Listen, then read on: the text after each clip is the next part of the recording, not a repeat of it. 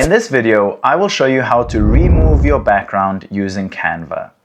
If this guide helps, please consider liking and subscribing so others can see it too. What's up guys, my name is Kyle from GuideWise. Once you're in Canva, you're going to go to Uploads in the left column. Then select the picture that you would like to remove the background from. So we are going to choose this photo.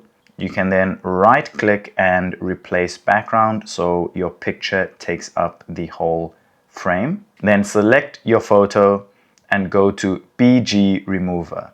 So this tool is only available with the full paid version.